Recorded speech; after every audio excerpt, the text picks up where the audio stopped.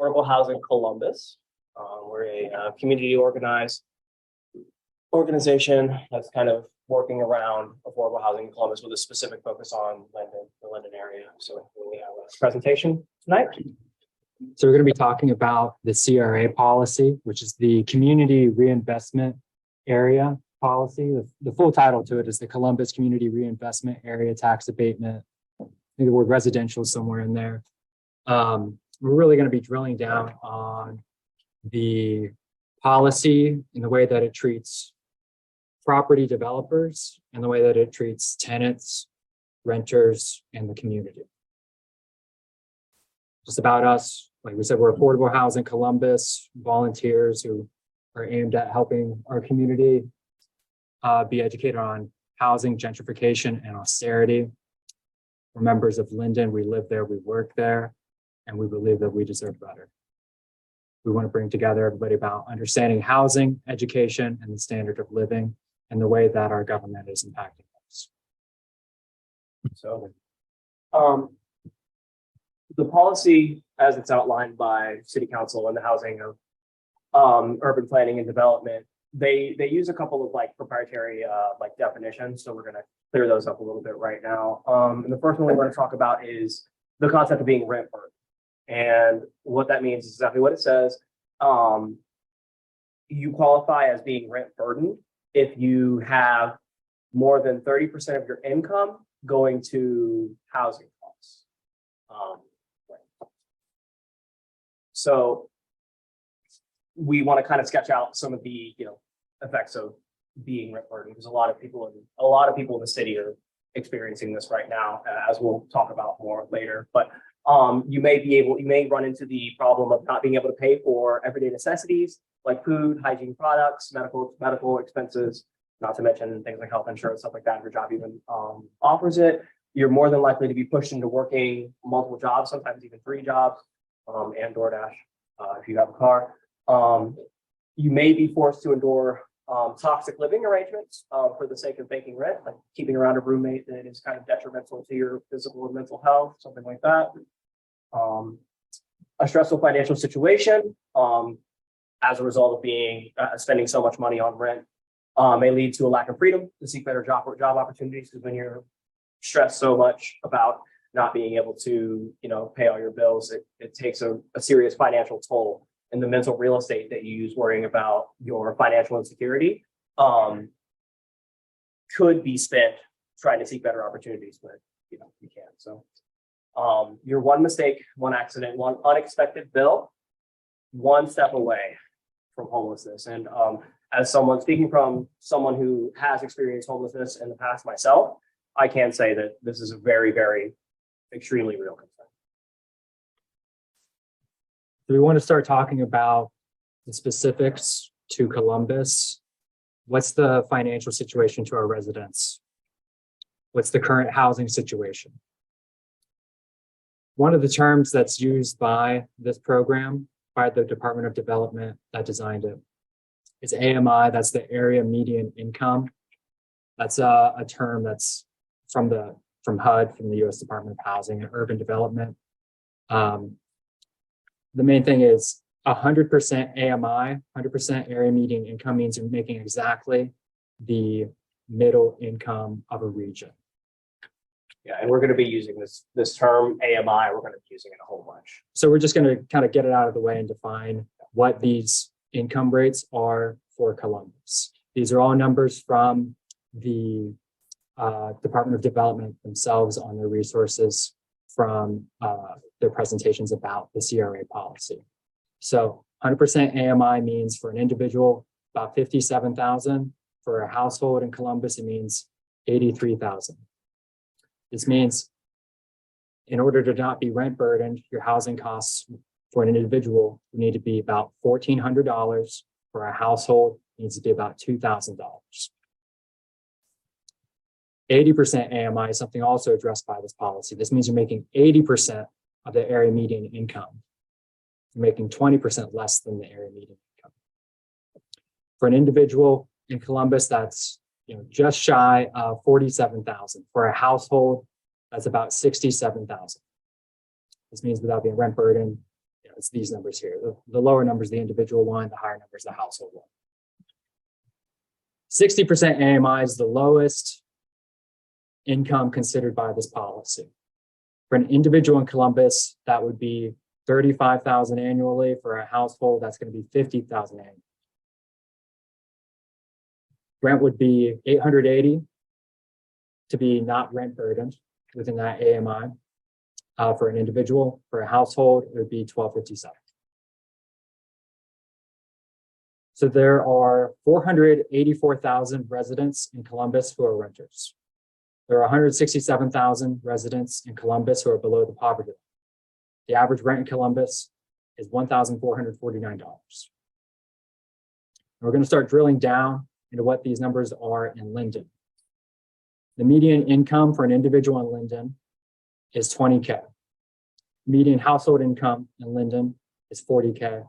54 of Lindeners in North Linden are renters, and the median rent in North Linden is $819. It's a little bit different in South Linden. Median is $14,000, households 27,000. There are more renters. Rent is a little bit more expensive at median of $873. I just want to point out real quick for the Linden area specifically, both of the individual incomes are below the poverty line as designated by the United States government. Let's look at the opposite end of that spectrum, the short north. We don't have the individual here, but the household income is $75K. There are a lot of renters, 92%, median rent, $1,200 or so. And we picked the short north because it is also under the CRA program. It's one of the areas targeted by the city for development. It's just in a different category. It's in a higher category. And it's interesting to see how the Department of Development designed the policy to impact the short north versus how they designed it to impact Linden. And then these are just the rates, the numbers for US as a whole. I'm not going to talk through these, but as you can see, there's a lower percent of renters, nationally. Yeah, Columbus overall has a significantly higher portion of renters versus the national. And there's poverty info. So one of the sources that the Department of Development uses a lot as to justify their decisions on policymaking is the recommendations from the Ohio Housing Finance Agency's Housing Needs Assessment. So this is info from that assessment. In Columbus, there are 95,000 extremely low income renter households. And Columbus is short by 63,000 in affordable and available housing units. That's the gap that we need to meet, 63,000. Let's keep that in mind because as we'll demonstrate, this policy is not going to get anywhere new. This is just about the population boom that's going on within Columbus, which is making Columbus an outlier within the region. This is, again, from the assessment here.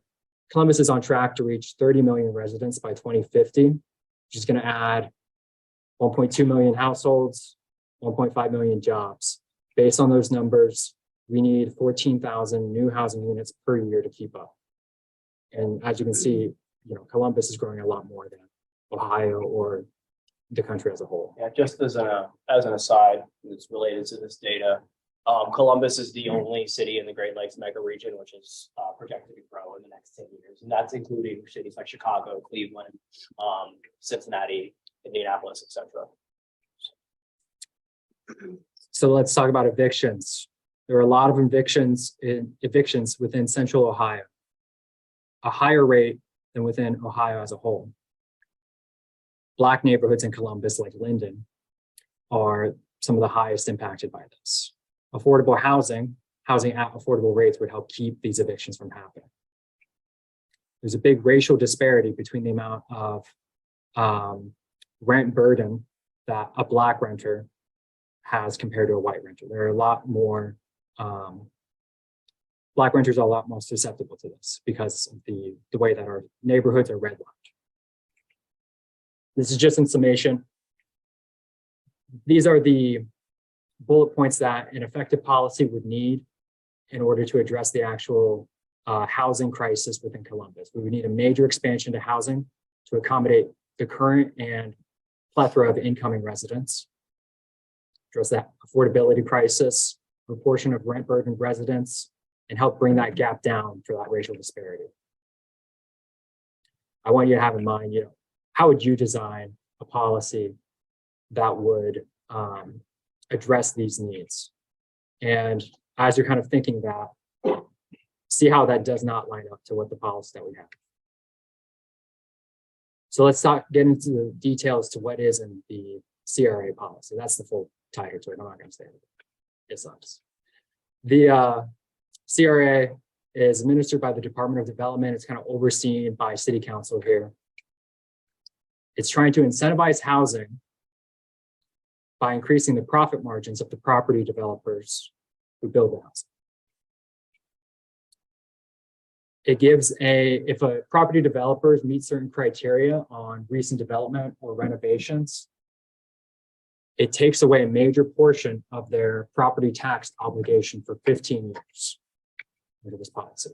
It's tax abatement is how they're incentivizing the profit. They pay $0 on a portion of the property for 15 years. This is a slide from the Department of Development to explain just how it works. So if they have an empty lot of land that they own, that presumably has a certain amount of value that is taxed. Then they build on that land, a housing, like an apartment complex or what have you.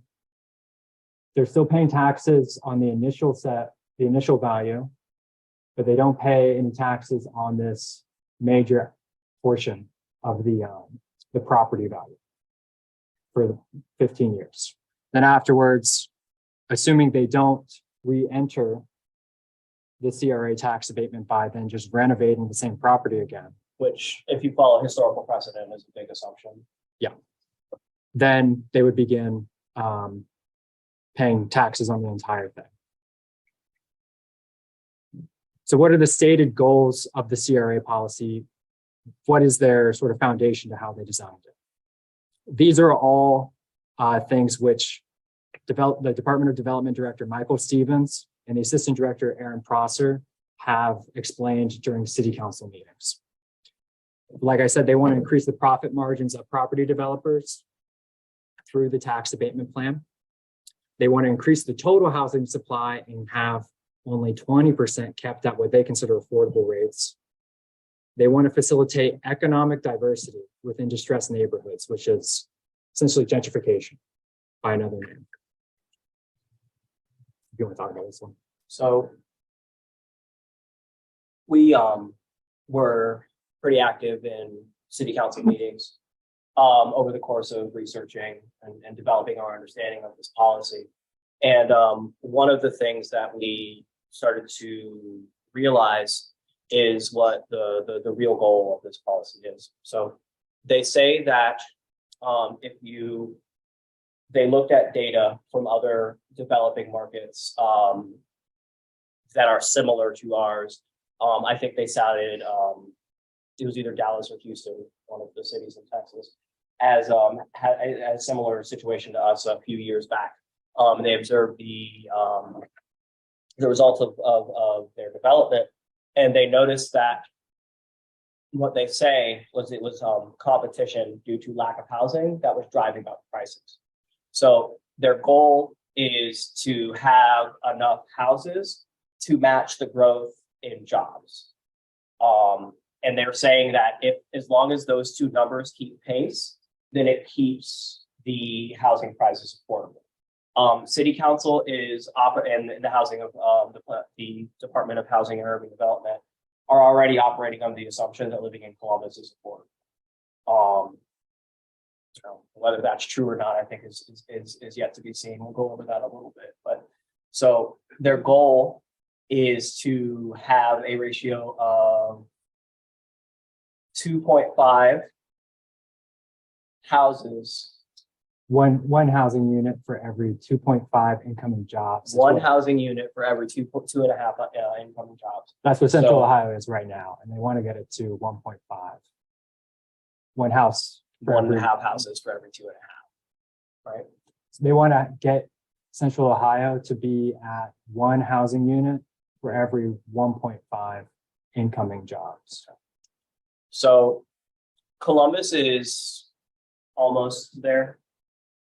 We have a little bit of work to do in that regard. The one thing that they pointed out to us when we were speaking to the city council members and the people from the Housing Urban Development Department was our neighbor cities like Upper Arlington, Westerville, New Albany specifically are having trouble pulling their own weight in terms of creating enough housing to match the jobs that they're creating.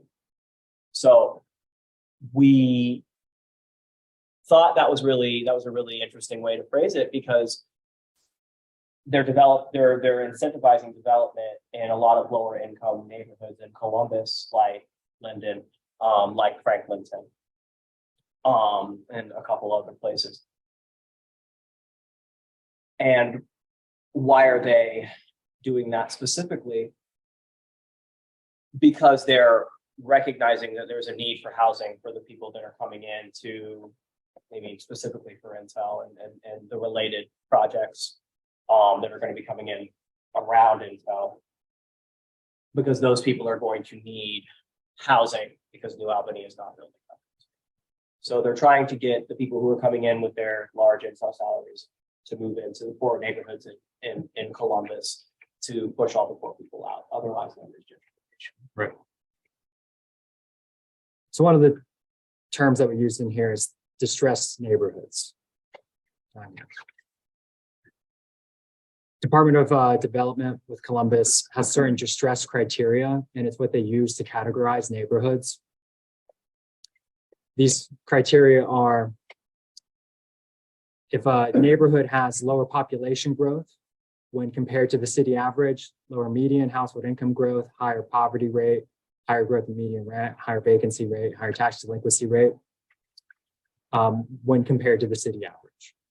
A neighborhood doesn't have to have all of these to be part of the program, but depending on the amount that they have, it affects which category and how they are treated as part of this tax abatement plan. This is a map of the neighborhoods included. I'm going to go to this slide and we'll go back. So there's three categories. There's the neighborhoods which have one of those distress criteria. So these don't all necessarily meet the same distress. They just hit one of those six. There's the ones in the middle, ready for revitalization. That's these, so many.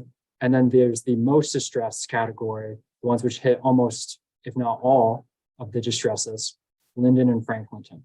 So when we're going into these, we're going to be focusing on the extremes: the market ready, least distressed, and the most distressed, ready for opportunity. I want to ask, looking at these distress criteria, if you were an enterprising property developer who presumably owns a lot of property within the area, within a neighborhood, and you wanted an area to be included into the CRA program, would you be able to? I think you definitely could.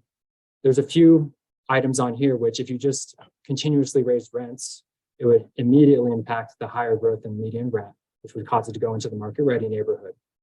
And I think you could reasonably assume that some of these other points, population growth, housing vacancy rate, and tax delinquency rate, would have an indirect effect, would have an indirect impact by causing rents. This is making a point that this policy is designed with the property developers' goals in mind. It's not the renters at all. In addition to that, does a property developer who presumably owns a large amount of property, are they not the one with the most ability to keep houses vacant and to cause a higher housing vacancy rate, triggering a neighborhood to be more likely put into one of these distress criteria? Now, this is the bulk of the policy. What are this is the tax abatement plan and what they consider the affordable housing aspect to it. So at the market ready neighborhood category, which is these three neighborhoods, Short North is the one we're going to be looking at.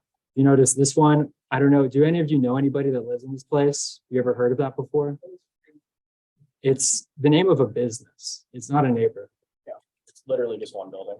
It's a couple buildings. It's this tiny little thing here. And if you know what a sweetheart deal is, I would say that's a pretty good example. So within a market ready neighborhood, so these three places, you can get that $0 property taxes on the abatement portion for 15 years if you do either of these two options here. You have 10% of your units at a property priced for 60% AMI renters. And I have the numbers here. So 60% AMI means somebody making 35K or a household making 50K, which means the rent would be priced at this for an individual. So imagine like a 1-bedroom or a studio, or if it's a household, maybe like a bigger condo or, 2-bedroom, presumably, it'd be about, 1,200. So you'd have 10% for that. And you have 10% for the 80 AMI, these numbers for these rents. Or you would have 30% at the 80 AMI, which again are these numbers. So in this case, 20% of your units out of a total like apartment complex are going to be somewhat rent controlled. That's not really, the correct term for it, but that's kind of the idea to it. In this option, there would be 30%. So if you have a place with 100 apartment units in it, 10 of them would be at this rate, 10 of them would be at this rate, or you would price it so 30 of them are at the higher rate. Now let's look at these numbers.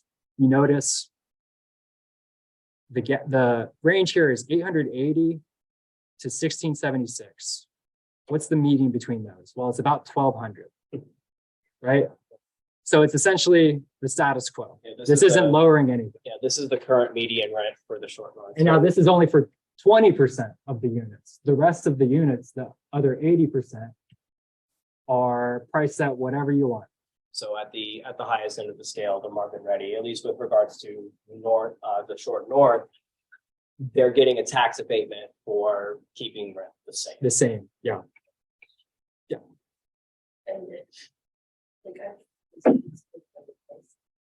call them and they don't know what you're talking about as for Yeah. as their affordability of permits. Right. And I was wondering, is there some is that so? So tangentially related, there are, I think, technically mechanisms in place that that City Council and the Housing and Urban Development Department have that they do utilize. But as far as I could tell from our research, they do not do it very often. They did it, I think, like last year or something, with DSW. It's a different thing because it wasn't housing. It was job creation. But they made a big deal about it because they had a whole thing about it. In one of their city council meetings, they were like, "See, we're taking away DSW's tax abatement because they're not meeting their obligation. And look, we actually do that. See, everybody, we're doing it." But I can't think of a specific example where a developer has had their abatement revoked. Yeah. There's very little oversight for it. And now these are the middling distress neighborhoods within this program. So you would think, these have more distress. They have higher needs. They should have maybe different percentages or different AMIs, right? But they're the same as the last one. We don't have an example for a neighborhood, but Short North is going to be a higher. Yeah. Do you think, Hilltop has the same needs as the Short North? I don't think anybody does. Now let's go to the most distressed category, ready for opportunity. Linden and Franklin.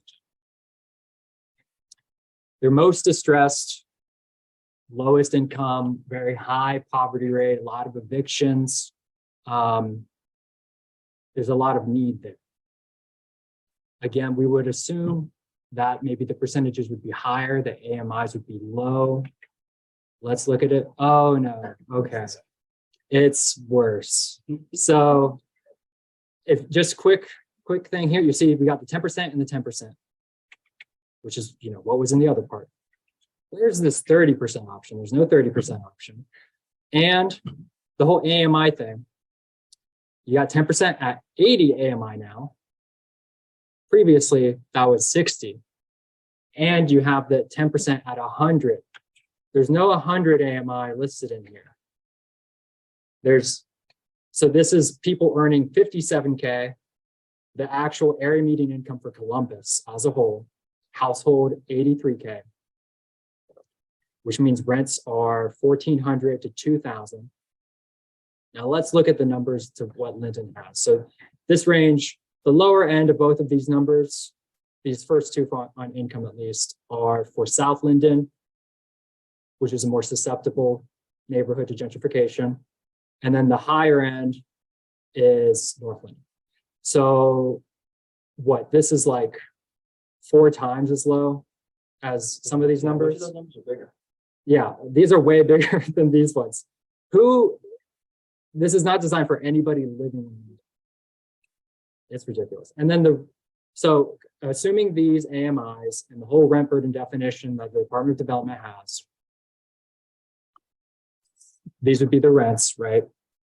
Let's compare those to the median rent existing within Linden.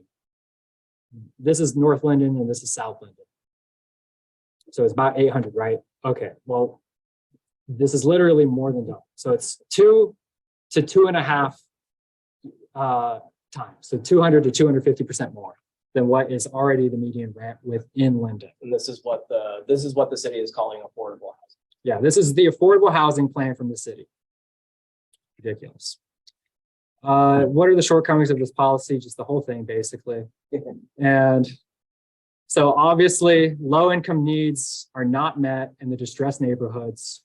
The market ready and the ready for revitalization is the higher end of the distress, distressed neighborhoods identified by the policy are built for lower income residents when all of the lower income residents live in Linden and Franklinton within this policy.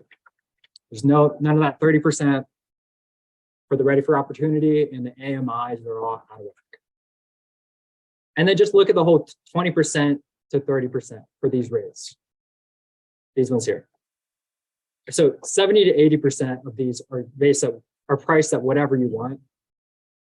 Why is it not anything higher than that? Why is it not 50%? Why is it not 80%? Honestly, I mean, we would argue that it should be 100%, but Could be. yeah, I mean, that's not going to happen. But 20%, that's nothing. Exactly. The needs of each neighborhood is completely ignored, not even considered. What is needed in Linden and Franklinton is a whole different policy than this. When we went to some of these meetings that they had, we would ask them that. The Department of Development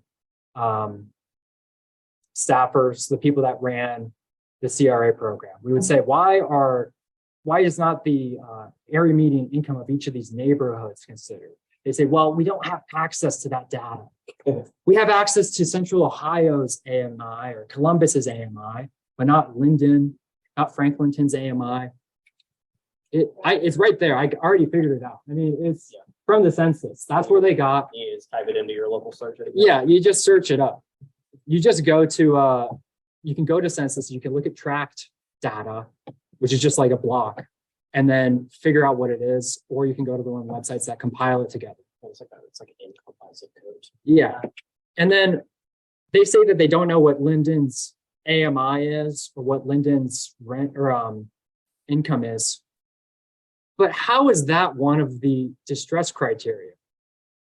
Lower median household income growth. So that means that they know whether or not the income is growing, but they don't know what the income is for Linden. Then how is that a category here? And it's not like it's a situation where they just didn't have the numbers on hand. We asked them and they literally said, oh no, We can't find it. Don't have access. Yeah, we're not allowed to do that. We already kind of addressed this as we were going through it, but essentially for the market ready, this is just a maintaining of the status quo, giving a whole tax abatement, which we're going to look at some numbers too, how much is abated on these taxes, and it is a considerable amount of money. They get that for essentially keeping rents at more or less market rates within certain neighborhoods. And then for the ready for opportunity, not only can they raise rents considerably within a place like Linden, but they get $0 tax bill for a major portion of their property for 15 years if they do it. Just all money. And then in addition to that, we didn't even mention this is a loophole for reference. Yes. If you go back to maybe 60, like to 20% versus 30%, you know, sometimes Right. the first two categories are 60% and 80% of PMI, and then 30%, 30% units, 70%. And is there data from like the last few years of developers? Which ones they did? Which one's more popular? Are they picking the 30%? I think they're picking the 30% based on the results that they've given. So like some people aren't even getting the 60% AMI. Right. As They're relying far on- as we can tell, 60% AMI has not been utilized. Yeah. Within For this the program. people that do choose to not take advantage of some of the things we're about to get into, it seems like 80 and 100% are the most popular. We've heard a couple of testimonials to city council for developers, and they are actually calling for to raise the bar for AMI. They're looking to build at 120, 130% AMI. Yeah. 60%. Yeah. That's not. Yeah, so the developers, people like, even making a though buffer. this is so generous, the developers are still not happy. Now, in addition to this whole, 20% at this rate, 20% at that rate, they built in this almost, buyout option, where if you pay a fee in lieu of providing the low market rate housing, in lieu of providing property taxes, you get the tax abatement on your policy or on your property development. So if they take the fee in lieu option, they are completely ignoring these numbers. They don't have to do any of this if they don't want to. And instead, they pay a one-time fee to the Department of Development, and they get the same reward as if they had built affordable housing, air quotes. The payment goes to the Department of Development's Affordable Housing Trust, which is different from where the property taxes would have gone to. Within the Affordable Housing Trust, these funds are divvied out to nonprofits. There's at least 3 or 4 of them that work at the city. Those nonprofits then work with some of the same property developers to build housing as the ones who paid the fee in lieu. The money goes back, in some cases, to the same people. So let's discuss what the fees in lieu are depending on the neighborhoods. This will be pretty quick. For market ready, you pay $32,000 per affordable unit. So this would be up to, you could pay $32,000 for 20% your total unit. So if you had an apartment complex with 100 apartments in it, that means 20% would be 20 apartment units. Pay $32K for each one time. You get 15 years tax free on the whole property value of that building. For ready for revitalization, that number is halved to $16,000 per unit. For the most distressed neighborhoods, ready for opportunity, it's more than halved to only $5,000 per unit. I mean, I could go do that tomorrow, So we have a couple little examples here. This is just kind of basic math that we visualized with the graph. Who would make more revenue if you built 2 developers built a comparable apartment complex? One of them priced it at the CRA rates, one of them priced it at market rates and paid the fee in lieu. Who would make more money over the 15-year period? The blue one is the one that did the CRA rates and did not take the fee in lieu. The red one took the fee in lieu. And this is for these numbers are for the middle. Yeah, this is just using the ready for revitalization category. this logic applies to all of them. But So, I you mean, know, it's the one that did, more extreme for the lower one because the fee in lieu is significantly lower for right. ready for opportunity. So the one taking the fee in lieu, you know, they're down 16K in this case. So they're in the red. But they're charging market rates for the rent. So at year 7, they're both the same. At the end, the one who took the fee in lieu ends up making, in this case, about 18K more, $18,000 more. And this is just assuming that they're paying the median rent for Columbus as their rent. And then the other one's paying $12.57, which is Yeah, and one for of the the people ready for that revitalization. took the fee in lieu, there's no obligation for them to charge. Yeah, they can charge whatever they want. charge. And especially in the short north, some of those properties can definitely be Right. sky high. So this is kind of a conservative graph. Now, let's look at another graph explaining how long would it take a developer to recover the amount that they pay in a fee for the fee in lieu payment for each category. So if we were to guess, what's the profit margins for a property developer when they're charging rent? Yeah, we graph them out for each increment of 100. No one's charging rent to where they're only making $100 per month. But if they were insane enough to do that, and that was in the short north, it would take them quite a while before they made back that $32,000. Let's say they charged rent at market rates to where they ended up making $400 per month. If you're in market ready, so if you're in short north, you would make that $32,000 back by about it's like year 7. Yeah, 7.5. If you're in like Hilltop and you're making $400 a month in profit, so after expenses on your rent, you would make back that $16,000 fee in lieu payment within, that's like 4 years. For the ready for opportunity, Linden Franklinton, you make that $5,000 back almost immediately. That's probably a year and a half. Yeah. And I don't think anybody here really believes that they only have a profit margin of $400. You have it at $600, you know, I don't know what the profit margins are, but if you just assume that, you know, some of them definitely do. And They're going to make it back within 5 even if years. it's not profit, like money is money.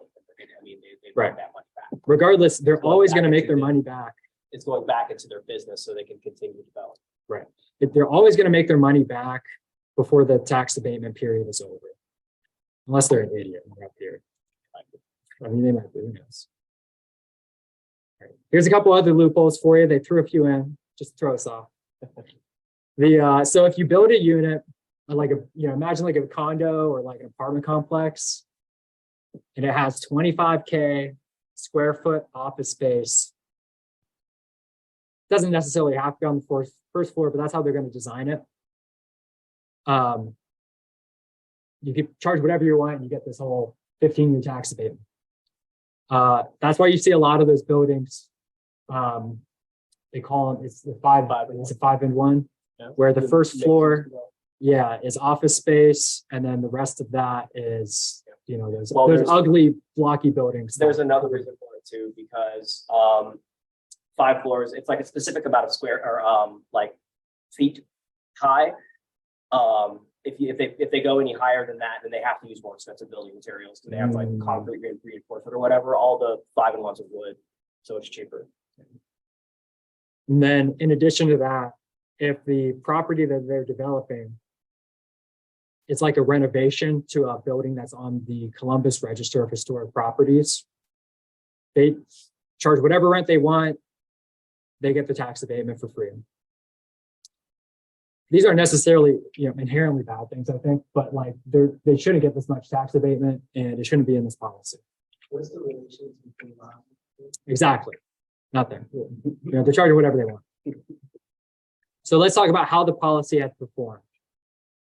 The Department of Development's resources indicate that they've facilitated 731 units of housing to be built within a 4-year span of time at a rate what they consider affordable for 80% AMI and 100% AMI. That's 182 units of housing per year. That is nothing. We established that their resources, or the resources that they're using, the OHFA housing needs assessment, that we need 14,000 housing units built per year, and that there's a shortage of affordable housing by 63,000 within Columbus. And this is nowhere near that. Yeah. Now, they've been a little bit opaque on this, but they have explained how the policy has been manipulated by the major property developers in the city. So this version of the CRA policy was put into effect in 2018, and they were required by city council to provide updates to the policy considering the performance in 2021. They announced what their recommendations were going to be in 2021. However, they delayed presenting that information, those recommendations. They delayed presenting that by like 10 months or so until summer of 2022. And then their recommendations changed considerably. So initially, in 2021, they were saying that they're going to take out the fee in lieu options for, I think it was every category, or at least everyone, maybe except market ready. When time came for them to actually present their changes in 2022, that fee in lieu option was reinserted into the policy. So what happened to cause that delay in presentation of policy changes? What happened to reinsert the fee in lieu? They admit that they were essentially spent months being lobbied by the property developers. They use the euphemism of, well, we had conversations with housing stakeholders, which cracks me up every time. Yeah. And essentially, they're bending over backwards to make a policy that the property developers want. Yeah. Yeah.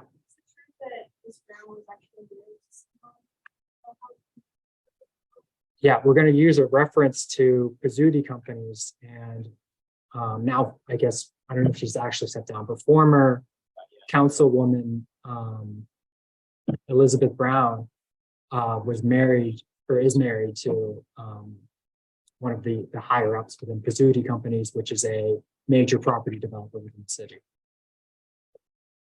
So let's talk about the effects of these tax abatement plans.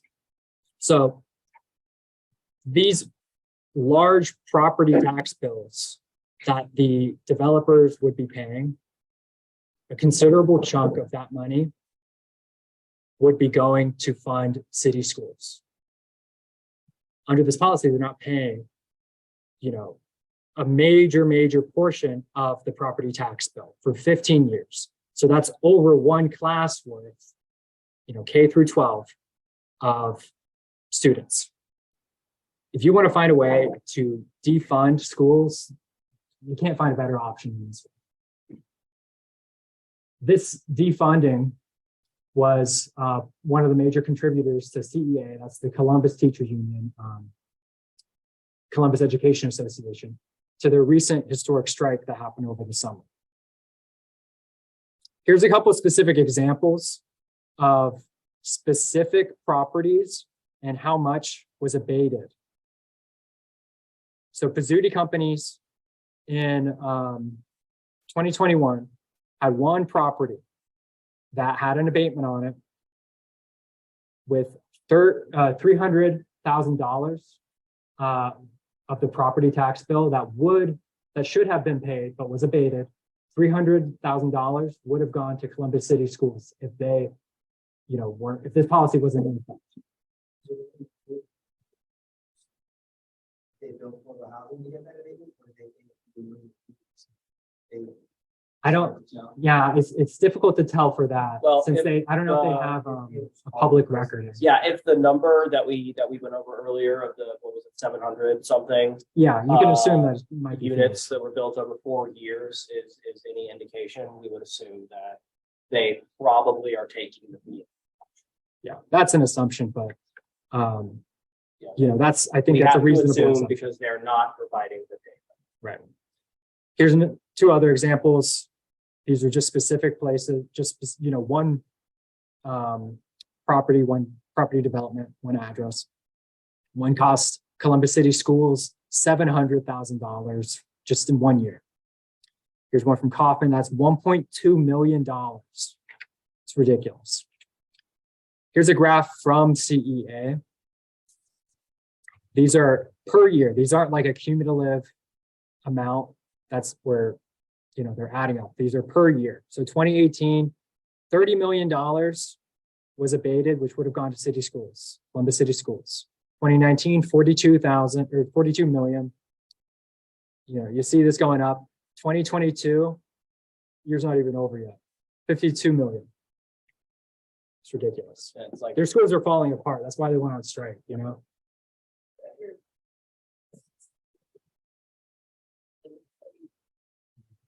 Like, you know, yeah, Yeah, and like, so plenty of this other things, isn't, too. like, these numbers are not just the CRA. It's, I think it's the total tax abatements that are given out. That might be the case. These are CR. Yeah. Yeah, exactly. Yeah. I mean, and the CRA policy is a significant contributing factor. And this is specifically to school funds, but the CRA, these abatements, any of the tax abatements, like these property tax funds would be going to libraries, to infrastructure, things that places that are distressed, like Linden and Franklinton need. Yeah, school buildings, Yeah. School buildings. any of them. We could think of a million things that'd be better use than just Oh, yeah. incentivizing profit margins for property developers. So cumulatively, if you just add up these numbers, it ends up being $224 million. That's just in 4 years. Yeah. And there's no way for them to claw this money back. It's gone. So whose needs are met by this policy? Who's this policy designed for? 100% definitely the wealthy property developers, middle to high income Columbus residents who want to find cheap housing in Linden and flip it, make some ugly house. Middle to high income Intel workers, just using Intel as an example, who are coming to Columbus and New Albany's not building housing for them. Basically, anybody who doesn't live in Linden and Franklinton and wants to gentrify a little bit. Whose needs are not met by this policy? Anyone living in Linden and Franklinton, Columbus City Schools and the students, the 250,000 Columbus residents making below that 60% AMI number. Working class people. The most susceptible people. Yeah, all of the unhoused. Yeah, as I think we've demonstrated, this is just a program of gentrification. You know, this is the way that it's facilitated. This is the way that it takes effect. This is it being promoted. And this is how they've done it for years, apparently. Like, we actually just found out today that the CRA policy goes back to at least 1994. Yeah, they refer to the pre-94 version of the policy. All right, so when they displace people, where do they go? Homeless shelters is one. Yeah, so this is anecdotal, but I have an employee who grew up on the Near East Side. And that is, I think it's a result of a previous CRA policy that's kind of rapidly gentrifying. And he lived there his entire life. He's like probably like 40 something. And he had to move from there last year because the rent was now too high for him to be able to afford to live in the area that he grew up in. So, I mean, a lot of them are moving. A lot of them are, being pushed out on the streets. Maybe pushed together in Yes, cramped that's it. housing. I asked that because in Philadelphia, when they displace people from one distressed neighborhood, they usually go to another Right. distressed neighborhood. And then that's just next. on the Yeah, list. that's it. Yeah, and the issue is that Columbus is running out of distressed neighborhoods. Yeah. Right. So I'm wondering, is it just gonna get pushed out to like, We just- we don't even like, know. we're looking like at that. Yeah. Yeah, right. Under. Yeah. Push into homeless encampments. I mean, we already have prisons. a significant percentage of people who are experiencing houselessness right now. And that's only, and as this policy further develops, that's only going. Right. Especially with the defunding of the schools that goes along with it, people are not being given the skills they need to, make a living for themselves. So that's connected as well. So I want to just kind of ask maybe, discussion topic we can talk about. What would a new, better policy look like? So what can the community do? One thing I would recommend is just keeping up to date on Columbus City Council. You can watch, they live stream everything on YouTube. And so they have all their meetings and shit on there. But you can also go there, and the more people that are there, the more they recognize that people are watching it. Like you can feel that they recognize that, because we got a big crowd to go once to the housing committee meeting that they had, where Assistant Director of the Department of Development, Aaron Prosser, was giving a presentation with Michael Stevens, the department director, and City Council was grilling her, and to a lesser extent Stevens too. And if nobody was there, they wouldn't have cared. There's I know city council meets every, I think, Monday at 5 o'clock. So How do you know in affordable housing committee is meeting? they have the they do they have registrar. yeah, they have like the website you can find It some shows on there. there. Yeah, it shows Kind the of agenda. possible. Yeah, it shows their agenda. So it'll say like,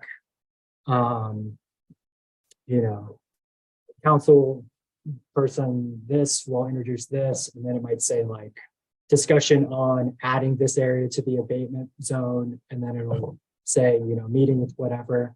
And then sometimes after that city council meeting will be like a committee meeting, like the housing committee meeting.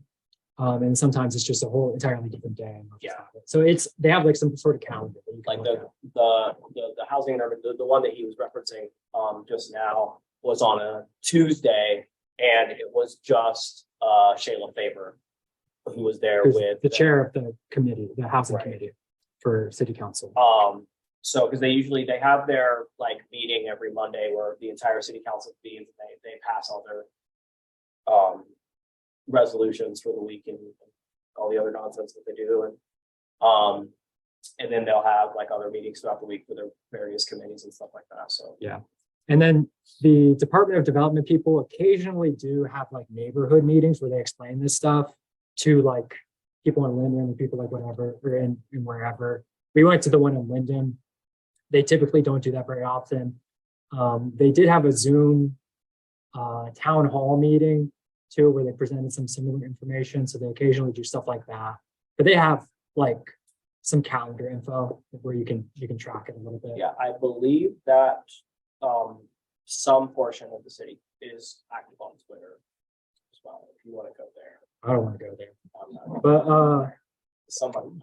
pro tip, if you go to city council meetings, go half hour late. So you don't have to see them waste your time by everybody saying the Pledge of Allegiance and all that garbage. Yeah, like in grade they school. spend a lot of time passing resolutions, like Yeah. changing They're like, today's 614 day, today's, 614 day. housekeeper's day. Or whatever. Yeah. And it's like, cool, but like, It's a you lot. guys got better stuff to talk about. So if you're looking to get into something substantial, maybe just show them what they- I think another thing the community can do is, like personally for me, like recognize like your privilege in the situation.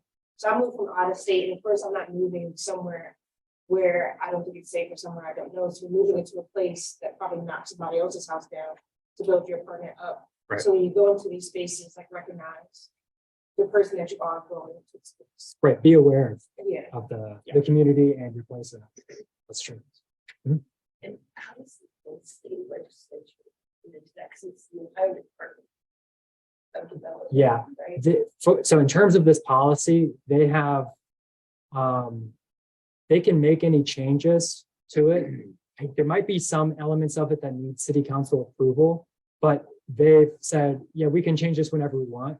It's like the quote that they said, yeah, we can do this. We don't have to wait 3 years like they did between 2018 and they were supposed to do it in 2021. So they can change, they can remove the fee and leave tomorrow if they really wanted to. And they could Or they could raise it to a number to where it would, better benefit and be, It would be less lucrative. yeah, less lucrative for them. And then, Yeah. here's our sources, by the way. I kind of list out what they were as they went through it.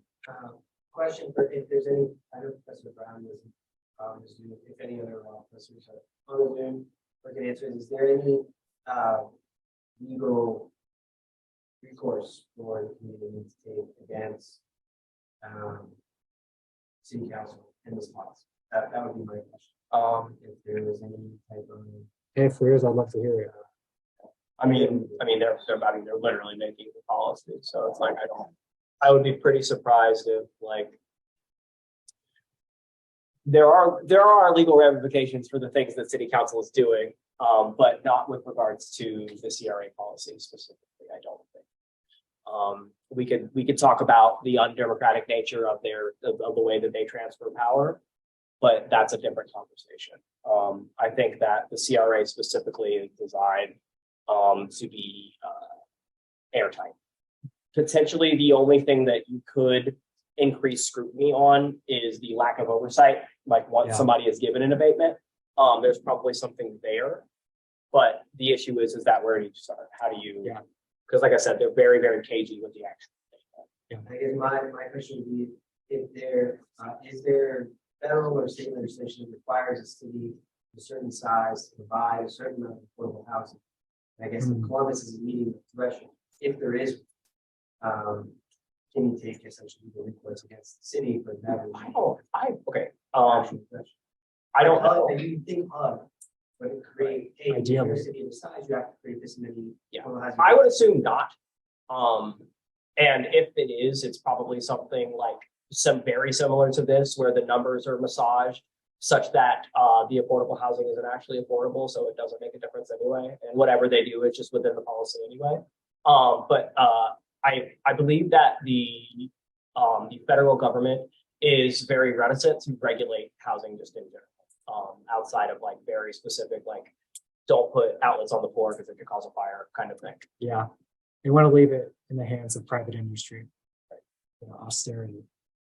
So, but I could Maybe in the chat.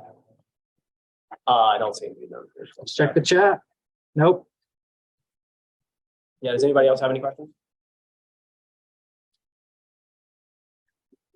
Awesome. All right, well, thank you. Feel free to email me. That's our website.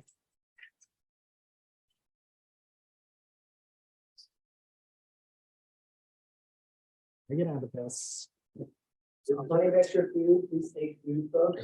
If not, I'm taking it to the warming shelter by my house in the south side.